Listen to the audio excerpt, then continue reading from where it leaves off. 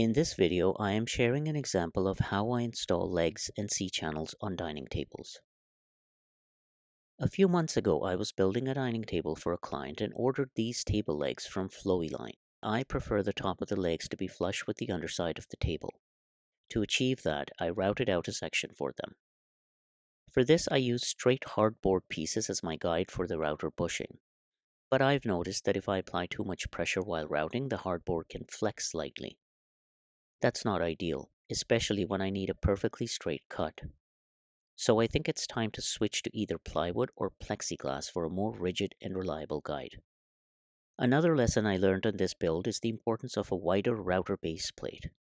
If the base isn't wide enough, the router bit can dip into the wood, leaving unwanted scars on the surface, like you see here. Structurally, this is not an issue, but aesthetically, it's not great. This happened several times because I was only resting one side of the router base on the template. Next time, I'll make a wider base out of plexiglass and attach it to my router to prevent this from happening again. Now, about C-channels. Do they actually keep the tabletop flat and prevent movement? Honestly, I'm not entirely convinced. I've seen plenty of discussions on Reddit and woodworking forums where people reported that their tabletops still warped even with C-channels installed. But I still think they're a good insurance policy, especially when making a table for a client. The last thing I want is a call saying their table has warped. To install C-channels, I first routed out a section equal to their thickness. Then I took multiple passes to create recesses along both edges, gradually increasing the depth by about a quarter inch per pass. This ensures that the C-channels sit flush with the underside of the table. One important thing to note, always leave a little bit of room on both ends of the C-channels.